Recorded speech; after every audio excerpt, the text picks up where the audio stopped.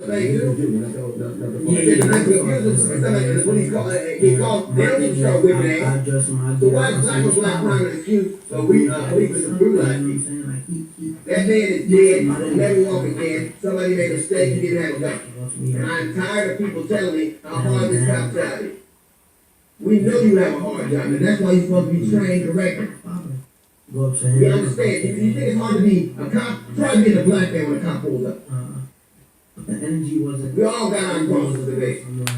With cars and cars, it wasn't like it was good. Like it was just slaughter our children in the streets, and you tell us that we're crazy. But it was just like, you slaughter our children in the streets, and then you say, "Well, you do it." Even like he didn't. It was no. I don't know what happened that day, and I suspect I never would. Between I know that, it was nothing. He didn't address nothing. God strike me down and swung out someone. I notice every time a camcorder goes off or the mute button goes off, somebody dead.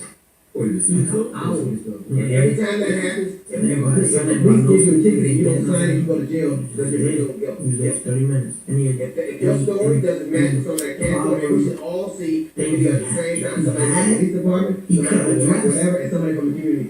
All see at the same time. Because you have a vested interest in it. Man, you have a vested interest in this system. It's not telling me, oh, they need sensitivity training. It's how are you so insensitive that you think murder is okay? You don't know the training to fix that. Yeah, that was Saturday, right? There's a system that lies in this country, and there's a police department that allows these things to happen, and people are tired of it. You know what I'm saying? So, People anything you are want tired to of say, you can say it. to me. And everybody tells us it's their fault. Well, if he didn't, or if they didn't, there was one point where they told us to train our teachers how to train our children how to interact with policemen. So he had it down texts, to the place where children, we can't even get that clean that room, are supposed to have be more accountable than trained civil servants. Come to the club. Come to my birthday People are party. dying. 12:15 It is later. not okay.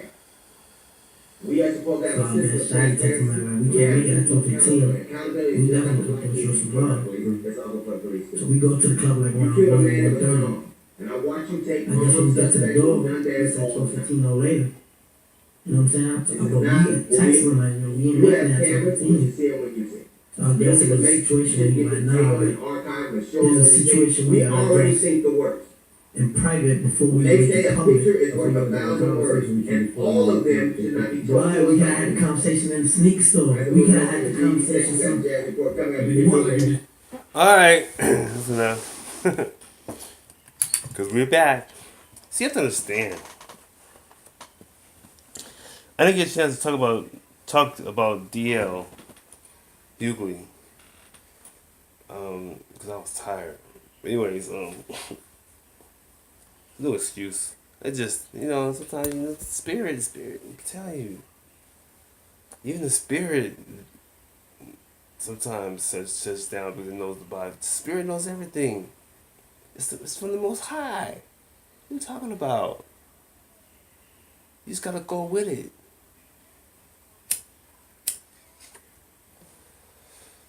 But yeah, I put that piece together here.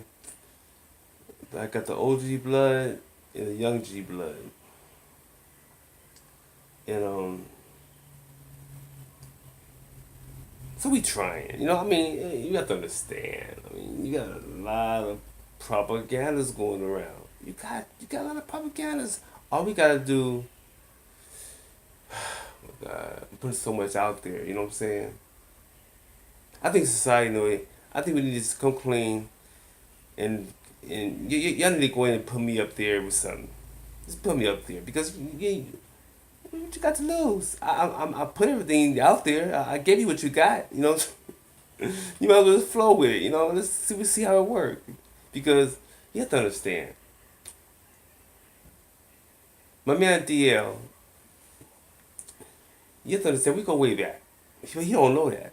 See, that's the thing. A lot of stuff we go through in life, but we don't know. Or we do know, but we don't. We choose not to know. You know what I'm saying? So I don't know, but I'm like this. Okay, all I can do. I talked about it before. I spoke about it before. But not under these circumstances of him behind him talking about something severity, like somebody getting executed by the police. for various reasons. I'm saying, it's me. I understand. I understand why things are they are the way they are. I be wanting to shoot these niggas too. I mean, not shoot them literally, shoot them, but just wake them up. You know, like because you have to understand, a lot of black people wasn't raised right. We weren't raised right. So a lot of us, we need to be somewhere. We do. We need to be separate as far as taking care of each other. So you trying to talk about not doing, what can they do? If you're not fighting for something which is separation, you can forget it. You might as well just go ahead and just deal with it and just go out there and do what you're doing now. That's all you can do. But just have somebody like me on your side. You feel me? Then you'll be okay. Because look at you. Be how many niggas have you seen come up dead, shot by your own people? Come on, man. You know. So if you know that your own people can't do shit for you, what you think these white people gonna do when their whole job was to make you like me? That's it. Make you like y'all niggas are supposed to be like me. You're working your way up to it. You know what I'm saying? I'm just a messenger. Okay. I've been told you this though. I mean, I ain't saying nothing new. The people that probably heard me speak or know me personally, you know, they want you niggas to be like me on a regular basis, which I am on a regular basis. I mean, I can dip and dabble in and get with anybody, the best of them, the hardest ones. But that don't mean I'm gonna change who I am. See, that's the thing. But besides that, I mean, we go way back. I mean, you understand. I mean, I was there when you went to perform. If I don't know how many times you've been to Fort Sill, Oklahoma, but the time I was there was between. I did boot camp there in 1990, and then during the Desert Storm War, you know, and so 1991, and then um, I we got a boot camp and went to Germany. I think you said you were born in Germany, right? And so I was in Gießen. I don't know what city you were in, but I was in Gießen. That's where I was stationed about a year and 2 months. I was supposed to be there for 3 years, but we deactivated out. They didn't want us there because we were acting a fool. Y'all niggas don't know shit. We were acting a fool over there, niggas. Wait, things we made a bad reputation over the world.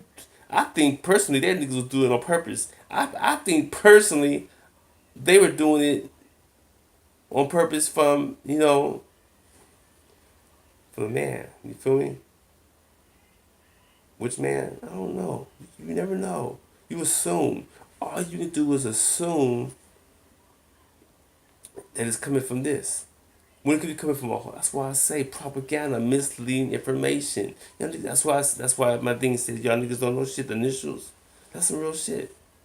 That's some real shit. That's how come that. Me, I ain't got nothing to do with it. It's most high. I told you. Listen, you gotta understand, okay? Going in circles. Let's play the song. You go in circles. Going in circles is an analogy, okay? To let you know that you're going in circles. You're not going to go in circles that many times. There's things that go in circles that's positive, okay? You go in circles and in these same thing happen. That's just it says it's foolishness. You know what I'm saying? That's just nonsense. So don't be obvious with it. I mean, you could if you know if I wasn't telling you this, but besides that, I'm on your team. See, I know what's best for everybody. See, that's the thing. People have so much fear among each other because they don't know. See, I know everybody. I'm studied. I was out there. I was in the wilderness with them. I'm just hiding by. I learned these people from birth, from Marines. Station El Toro, where Sunny Isles right there. Nigga, come on. What do y'all think? Listen, okay. It's bad enough that we actually, followed through with this stuff, 'cause I knew this shit was bullshit from the beginning. I'm talking about birth. I came out with bullshit. I came out with some bullshit. You know what I'm saying? So I already know. Okay, I was, nigga, I was what's called conceived in it. You know, I was conceived in it. Come on. And the cool thing about it is, you would think, because they say the devil's the bad one, right? And then God is the good one. Man, who told you that story? Think about it. The same niggas that's killing your ass, the same one you complain, the same people that you mad about doing it against you, but you seen doing it to your own people. All that shit is supposed to be coming from what? Nigga, it could be either or, right? They all work together. You can't have a positive and negative. You know, I mean, I understand. I'm not trying to change nobody's belief. I want people to just you know, like the song says. But yeah, it's a cool game. I mean, you have to understand that. I know we have a life, and we have a time, and this and that. And that's what they gave you. That's what they gave us. They gave us the book with written words. Then they made sentences which was called scriptures. And then we went to kindergarten and learned how to read in first and read better to learn these words and scriptures. What they told us it is from a visual a visual standpoint, and we just went with it. Okay, we went with it, and things just started happening. We became programmed to think this way.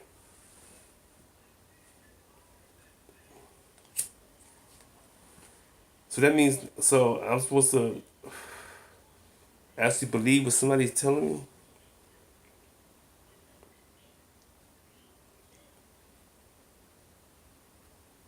Or can I just take what they're telling me and use it for my own personal satisfaction in my own heart of what I think is going to be best for me and everybody? Or I could think about what's just best for me. Or I could just say, forget me, I want everybody to have this.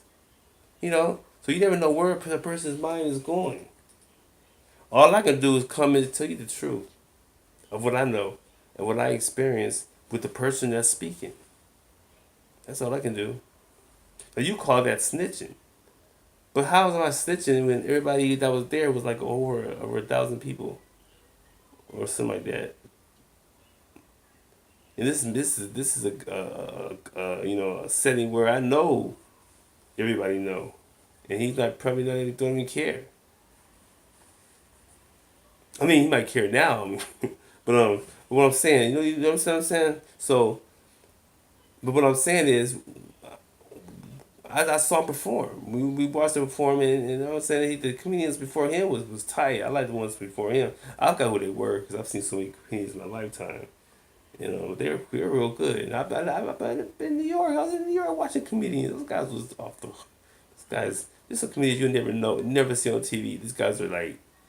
That's why people on TV get corny. Cat Williams was so damn funny. I used to go every Wednesday to the Hop in Lakewood to see this nigga. But actually, I went to see my friend Adrian Hill. It made me feel proud to have somebody from my high school, be able to perform like that. And people come see, and she's in the spotlight. So I would go see her too. Adrian Hill and her I don't know if she's married now, but her name was Adrian Hill when I was coming up to high school. She was senior. I was a freshman. She had a brother that was same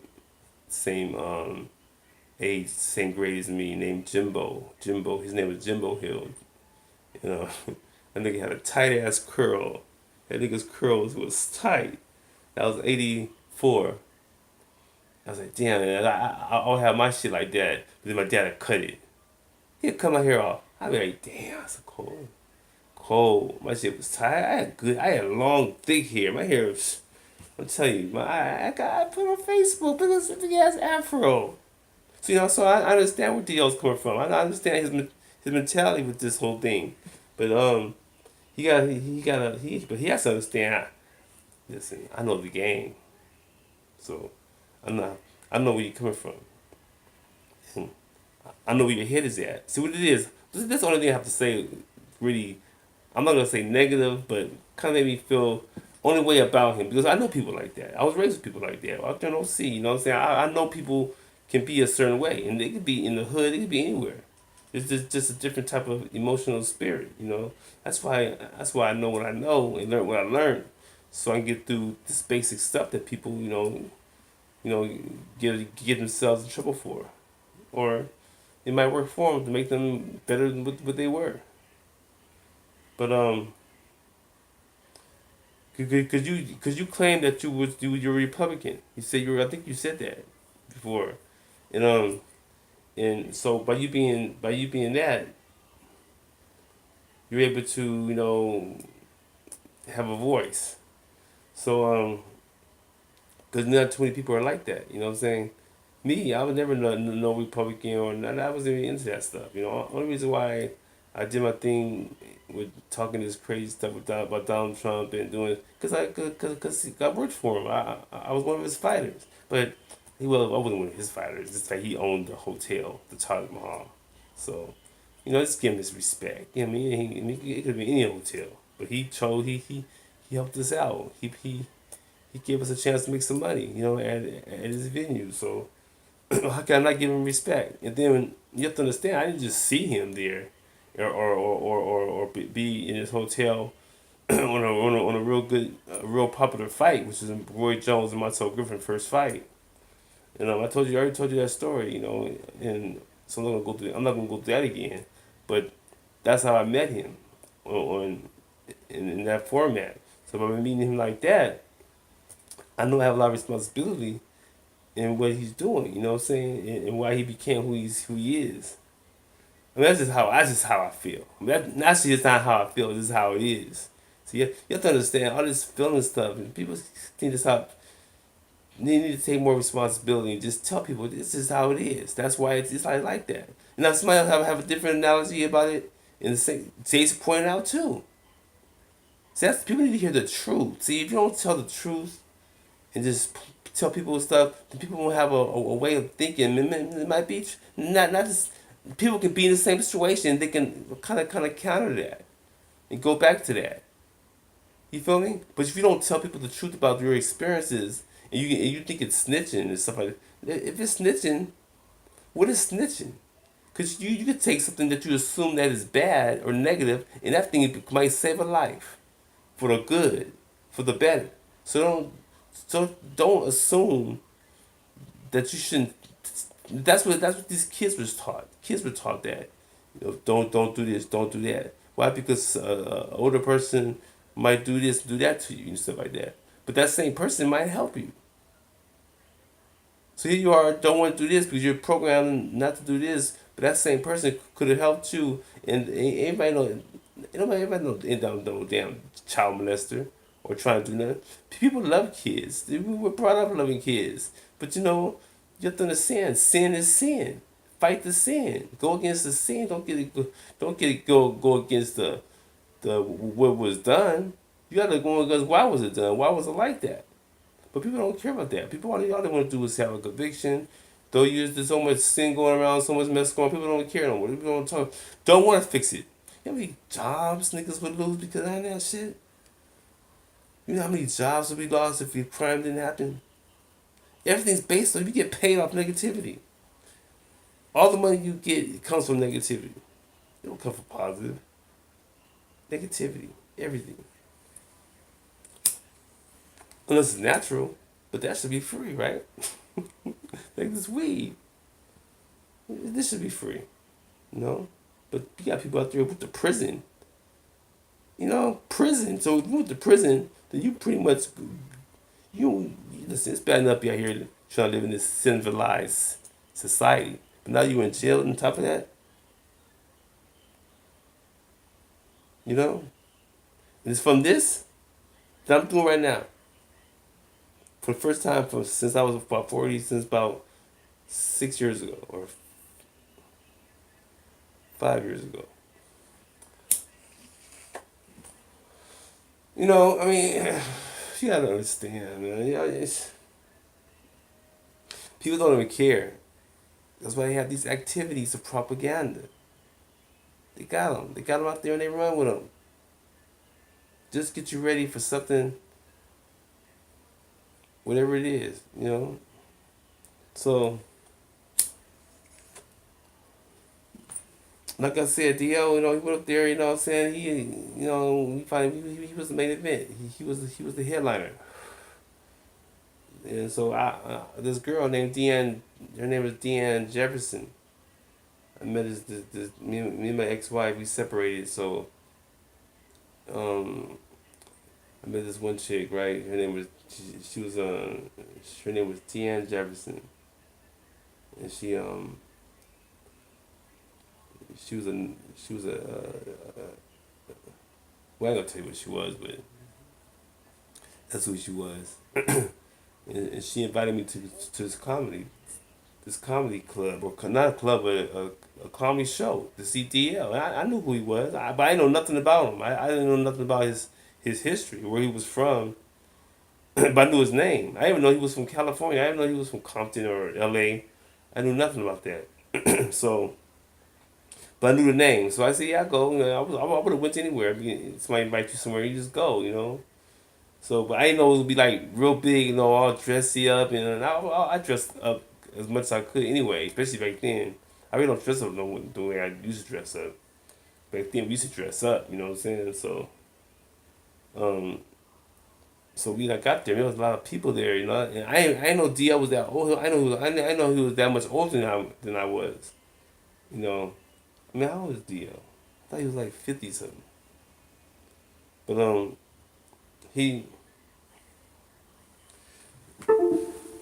he was So I got there. And he he started. You know, because people before him, I think they were more hood. Because you have to understand, if you're from the East Coast or the South, I mean, compared to a brother from California, unless you like from Oakland somewhere like that, but L.A. Southern California, I'm not gonna say brothers are soft here, but brothers are more they're more educated, in a sense of how we portray ourselves. Because just Orange County and LA is right next to each other, so they dip and dabble together the best way they can. And so, but you can always have you gotta have a Bonnie and Clyde. You gotta have a this or that. You gotta have a competitor. You make your own. Listen, I would make my own enemy. That's how I survive. I would make my enemies. So you make your enemies, that way your other enemies can fight over that. I can have them fight them. I'm telling you, it's a cold game. But y'all don't know shit, cause y'all been bamboozled. But but yeah, but when DL, I came up there, and like I said, he had like some ghetto comedians before, and like I wasn't really ghetto at all. But these people I was around was, cause I had already left Germany, and that was real ghetto. That was some hood shit out there. The style of stuff. I was glad that I was married and had kids, because if I was single or whatever, man, I know I would have got in trouble, big time. A lot of stuff that the people do, they do because they want to be a example for other people. I had four sisters, little brother. I'm not like going out there, going to jail for raping or molesting or robbing somebody or killing somebody. You know, just killing somebody just from an emotion. I mean, you get this stuff. That's why I like coming to the hood. And y'all niggas do not know how good y'all niggas are living, do you? But that's another story. So after experiencing all that, what I'm saying, coming back and seeing how America was just all about this money. This money was the main thing. Money's like money. I like everybody screaming all this money like ants and shit, and everybody broke at the same time. So I never understood the whole concept of why should I kiss your ass, or should I be doing this because you make some money more than me, or because you got this or got that. I'm supposed to put you in a on a when all these motherfuckers I seen dying and this and that when I just over from another country. We're talking about I'm in Europe. And Europe ain't nothing but a beginning America, you know. But anyways, that's another story. And so after experiencing that, I come back here and I was fighting. I was boxing. So I was able to see a lot of shit. I was able to go to certain places and and see that we had with some bullshit. But people were happy though. People were happy with it. That was a scary part about it. Yeah, he older than my baby mama. Damn, he born in '63. That nigga about 55. Yeah, I didn't know he was that old. So I call that nigga sir. No, I'm just fucking with him. But no. So when he came in, right? Let me tell you a story. Since he's that old, I don't give a fuck. I really don't like that generation anyway. Because you understand. I'm from the generation the motherfucker was like trying to look for a big brother. You know what I'm saying? Maybe that's just me personally. But I see a lot of niggas at my age. I don't be meeting a lot of brothers my age. Not rarely like P Diddy. He's like a year older than me, I think, or something like that. But a lot of guys my age, we like they I guess that gang violence or drugs, whatever, kind of like wiped us out, or we just maybe just went away to another race or whatever and just disappeared from niggas. I don't know. But so the generation was like, the generation just left us hanging like there was some top level shit. Like they were just, you know, in with the white man so deep that they don't want nobody else. Like the real coons, real coon motherfucker. I mean, real coons. Okay, but they undercover with it. You won't know. You really won't catch their ass. But they some coon motherfucker. They some coon ass niggas. That's why my baby mama look up. Come on, come on. Y'all niggas don't know this shit. Listen. Okay, so he comes in there, right? Yeah, he go, that's a fine. I was a badass. That probably was the place when I was at. I forgot the name of the building or the place. It was in Lawton. It was in Lawton, Oklahoma. I don't think it was on base. I think it was off base. It was in Lawton. So he came to Lawton. He didn't come to Fort Sill. He came to Lawton. Yeah. So he didn't come to Fort Sill. I don't think. No, he didn't come to Fort Sill because she would have to use me. I would be the man because she would have to use my ID to get on base. She ain't, and I wouldn't bring her to my base. Hell no. Those hard dick niggas in there, it's crazy. You go that motherfucker. I sent my ex-wife home. You gotta get out of here. These niggas out here crazy. I sent her home. So that's how it was. Fort Sill ain't no joke. You know what I'm saying? I mean, I don't know how it is now. Maybe they cleaned it up. But back when I was going there, that was the number one place to divorce rate. If your marriage go through Fort Sill, you guaranteed a divorce. It was some worse Vegas. That's why I look at Vegas like, y'all niggas don't know shit. But anyways, that's another story. So anyway, the deal comes in, right? We're like clapping everything, and this nigga just, oh my god. I mean, I can't believe in that, but I gained a lot of respect for him though. I gained a lot of respect for him because I never seen, and that probably helped me get through a lot of shit. I think that performance helped me get through a lot of shit. Because he said this nigga said some shit that he's not supposed to say, especially to some damn Midwestern, East Coast, Southern motherfuckers, and you from LA, nigga? Oh my god. So, but the nigga came out of that shit. It was the headliner. He proved to be the headliner. Because I thought that nigga was done. I thought he was done. I said this nigga cannot. That's what surprised me that he was from LA. I never knew he was from Compton or LA or wherever he's from. I thought that nigga was straight from the East Coast. I thought that nigga was from New York. Cause I know I've seen some badass New Yorkers, comedians. You know, in person. I'm not. I'm not. DL, I give him a lot of respect because he's the funniest guy on TV. But in person, oh man, there's some bad motherfuckers they'll never make TV. Like Cat Williams, for instance. Cat Williams was funny as Cat Williams. That nigga would have me going to the club every Wednesday just to see his ass. You know, and my friend, everything from high school. But Cat Williams was the reason why I started going. Cause that nigga was bad. He got on TV and got corny. I said, "What is this nigga?" I think he even spelled his name different or something. But that nigga went from. I was like, how can TV do that to it? So I started thinking about that. And so I was young, you know, coming out the military, going to these clubs around here and seeing how niggas got programmed in certain ways and stuff off the street and everything. How they really come get niggas like slavery. Slavery never was abolished. It was just reformed. So I would see this shit, you know. I was like, wow, y'all really doing this shit? Like, but they couldn't touch me. Cause they thought I was the motherfucker doing it. They thought I was like the police officer or the person watching over this whole thing, and I'm the one who's supposed to be the keeper of Negroes. I don't know. That's what I felt. I didn't even feel that way.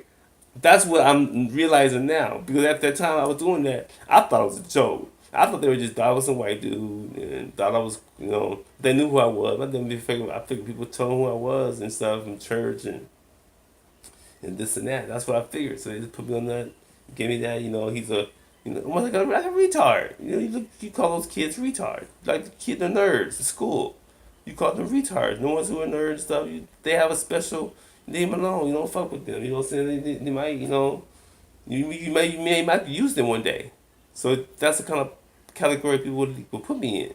But I said, fuck that shit, nigga. I want to be bombed with you, nigga. Do or die. What's up? But niggas want to get scared. That's the thing. Niggas get frightened. Niggas get scared as hell. Nigga, you crazy, nigga? You trying? Cause yeah, I used to wonder. I said, nigga, why come every time I bring somebody around me somewhere and just have a good time, they just act different after that. Just act different. Their whole just intellect just changed. I'm like, this is some fake ass world we live in. You know what I'm saying? Um, and that would hurt me because I be real. I be coming off real. That's why I'm able to talk like I'm talking to y'all now. You know, because I want to meet people who can do that. And they do have people like that. But people like that do talk shows and stuff. They do stuff like that. You know, but even them, they're limited with what they can say and what they can express. I feel, you know, they can't just say anything. You know. But so when I saw DL just come out of that rough situation, man, I was like, wow, maybe it wasn't rough to me, maybe it was not. See, at the downturn, but then I didn't understand how LA was. See, LA's like that. Niggas come off like that. See, I didn't know that. But see, I did know that because I recognized it. Because my mom was like, my mom from LA. Mom from LA, Compton, all that stuff. So a lot of stuff that I saw through her living in Orange County was just totally against the nature of what we're brought